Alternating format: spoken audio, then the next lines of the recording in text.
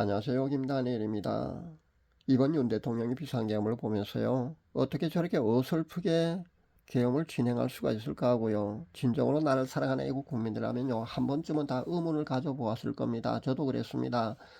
저렇게 계엄을 어설프게 진행하면서 성공할 수 있다고 생각하고 한 것일까? 무슨 바보도 아니고 말입니다. 저는 그렇게 생각했습니다. 그런데 메이저 언론에서 크게 다루지 않아서 그렇죠.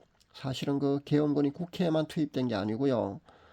과천중앙선거관리위원회 청사하고요. 선거관리위원회 그 연수원에도 투입이 됐다는 겁니다. 그래서 당직자 5명의 휴대전화를 압수하고요. 청사에서 자그마치 3시간 20분 동안 있다가 큰 박스를 들고 나오는 것이요. 짧지만 TV 방송을 탄 것을 제가 확인해 보았습니다. 그러니까 YTN 뉴스 속보와 MBC 뉴스 데스크에도 분명히 짧지만 그렇게 방송을 탄 것을 제가 확인했습니다. 그리고 어제 저녁 그 9시 뉴스에 말입니다. KBS, MBC, JTBC 그리고 SBS 모든 이런 대형 방송국에서요. 선관위 청사를 덮친 거에 말입니다. 부정선거를 밝히기 위함이라고 그렇게 방송하는 것을 제가 보았습니다. 그런데 좀 아이러니한 거는요. 선관위 사무총장 말입니다. 국회에 와서 보고를 할 때요. 이번 계엄으로 인해서 아무런 피해도 입지 않았다고 그렇게 보고를 하고 있는 것을 또 보았습니다. 정말 아이러니합니다. 윤 대통령 그러니까 그 대통령실의 후속적인 어떤 내용의 그 보도도 더 이상 없고 말입니다. 그러다 보니까요. 더 아이러니하다는 겁니다. 우리가 통상 계엄령이 발동하게 되면요 언론을 가장 먼저 장악해야 합니다. 그래서 방송국과 신문사의 병력이 가장 먼저 투입됩니다. 그런데 왜 언론은 놔두고요 선관위를 가장 먼저 타겟으로 삼고요 병력이 투입됐을까요? 지금부터 제가 말씀드린 내용은요 그냥 작은 팩트를 근거로요 상상과 추리를 덧붙여 갖고 의문을 가져보는 것에 불과합니다. 그러니까 꼭 여러분이요 사실로 볼 필요까지 없습니다. 그냥 제가 하도 답답해서요. 이렇게라도 생각해 보는 것이기 때문에 여러분은 제가 소설을 쓴 정도로 그렇게 수용하셔도 됩니다. 그러나 전혀 근거가 없는 그런 터무니없는 소설은 분명히 아닐 거라는 확신을 저는 가지고 있습니다. 아니, 터무니없는 것이 아니라 정말 사실이었으면 얼마나 좋을까 하고 그런 생각도 해봅니다. 제가 여러분에게 말씀드렸습니다. 부정선거만 밝혀진다면요 판은 얼마든지 뒤집어질 수가 있다고 말입니다. 그러나 선관위가 어떤 곳입니까? 초헌법적인 기구가 아닙니까? 그러니까 계엄령 외에는요 압수수색이 거의 불가능하다고 봐야 합니다. 그리고 현 정치 상황 그러니까 야당이 다수당이고요 영장이 발부된다고 해도요 기각이 될 것 뻔합니다. 압수수색을 할 수가 없습니다. 그런 상황에 처해 있습니다. 사랑하는 여러분, 성동격서라는 사자성어 아마 여러분 다 잘 알고 계실 줄 압니다. 이 사자성어는요 한나라의 유방과 초나라의 항우와의 전쟁에서 유래된 겁니다. 제가 이 사자성어에 대해서요 유래에 대해서 길게 여러분에게 설명해 드릴 수는 없습니다.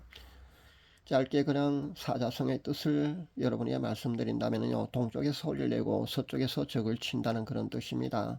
그러니까 이쪽을 공격하는 척하다가요 그 반대쪽을 치는 전술을 이룰 때 바로 이 표현을 씁니다. 그러니까 국회로 시선을 돌려놓고 말입니다. 선관위를 압수수색했을 수도 있다는 겁니다.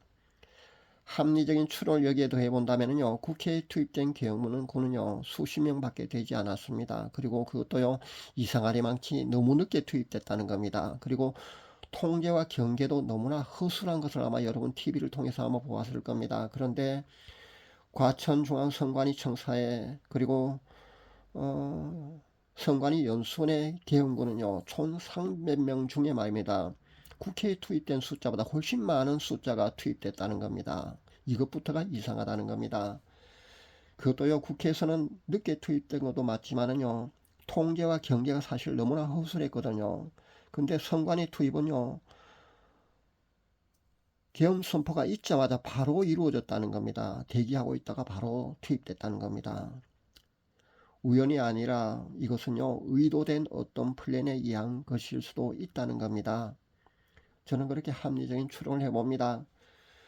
또 한 가지요. 올해 7월에 미국의 트럼프 측에서 말입니다. 우리나라에 와서 부정선거에 대해서 조사를 하고 갔다는 그런 정보가 있던데요. 사실이랍니다. 그렇다면요, 7월에 그 미국 부정선거 감시단이요, 우리나라 방문한 후에요, 뭔가 단서나 실마리를 찾았기 때문에, 그리고 현 윤정부가 사실 거의 아무 일도 못할 만큼 손발을 다 잘라놓은 상태 아닙니까? 거대 야당의 횡포 말입니다. 거대 야당의 횡포로요, 윤 대통령 거의 식물 대통령에 불과했습니다. 그런 궁지에 몰린 이런 상황에 이런 방법 말고는요, 해결할 방법이 없어서요, 계엄을 선포하고 중앙선관위를 압수수색한 것은 아닐까 하는 그런 희망적인 추론을 제가 해봅니다. 그랬으면 참 좋겠다는 생각도 덧붙여 봅니다. 그러나 제가 지금까지 말씀드린 이런 플랜 B가 혹시라도 있고 말입니다. 추론에 불과합니다만은 이것이 사실이라고 해도요, 압수수색한 서버에 과연 지금까지 증거가 아직도 남아있겠느냐 하는 그런 조금 비관적인 그런 생각도 해봅니다. 왜냐하면 그런 증거를 다 아마 없앴지 않나 저는 생각해 봅니다. 물론 애국우파 유튜버들 중에요, 공병호TV에서는요, 부정선거에 관해서요, 도둑놈들이라는 그 책으로요, 몇 권 발간했습니다. 그리고 바실리아 TV 같은 곳에서는요, 부정선거에 대해서요, 수많은 증거를 사실 가지고 있습니다. 그렇게 부정선거에 대해서 중점적으로 그렇게 방송을 많이 한 그런 애국우파 유튜버들이거든요. 그러나 실제 선관위 서버에 말입니다, 그 증거가 남아있어야만이 아마 확실하게 이 문제는 해결할 수 있지 않을까 저는 생각해 봅니다. 또 4.15 총선의 부정선거 증거를요, 설령 찾았다고 해도요, 이것을 만약에 협상용으로만 사용한다면요, 나라의 근간을 바로 세울 기회는 영원히 사라지고 맙니다. 만약에 윤 대통령이요, 부정선거를 파헤쳐서요, 나라의 근간을 바로 세울 수만 있다면요, 이승만 박정희 대통령에 이어서요, 3대 영웅의 탄생을 우리 눈으로 목도하는 그런 역사적인 그런 순간도 보게 될 겁니다. 그러나 사실 지금까지 제가 말씀드린 모든 내용은요, 실현 가능성이 사실 희박하다는 겁니다. 당장 빠르면요, 내일 국회에서 탄핵 소추권이 발의된 것이 표결에 붙여집니다. 여당 소속 국회의원 중에서요, 8명만 배신자들이 나오게 되면요, 바로 윤 대통령은 탄핵이 가결되고요, 바로 직무정지가 되고 말기 때문입니다. 시간이 너무 촉박하다는 겁니다. 어제 오후에 보니까요, 여당의 초선 젊은층 5명이요, 기자회견을 하는 것을 보았습니다.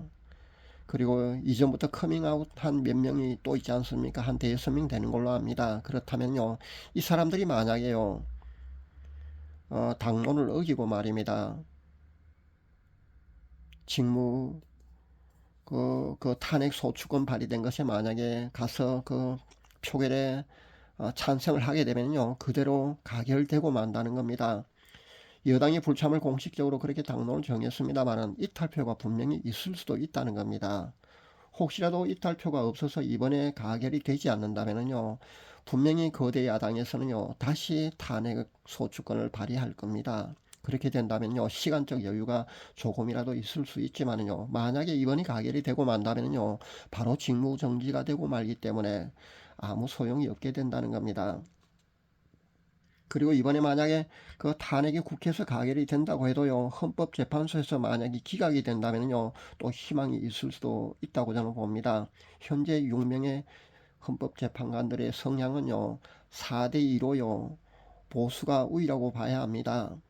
그러나 국회에서 공석인 3명의 헌법재판관을 현재 임명한다고 하는데, 그 사람들의 성향을 우리가 확실히 알 수 없기 때문에, 만약에 탄핵이 가결되고 말입니다, 헌법재판소로 넘어가게 됐을 때요, 기각이 될 것인가 인용이 될 것인가는요, 더 지켜보아야 된다는 겁니다. 정말 알 수가 없습니다. 이상은요, 이날의 전국이 너무나 혼란스러운 그런 혼동스러운 그런 상황이어서요, 제가 작은 팩트를 근거로 제 추론을 더해서 신라 같은 희망이라도 있었으면 좋겠다는 그런 생각에 제가 희망회로를 한번 돌려본 것에 불과합니다. 사랑하는 여러분은 제가 지금까지 말씀드린 내용은요, 그렇게만 보시기 바랍니다.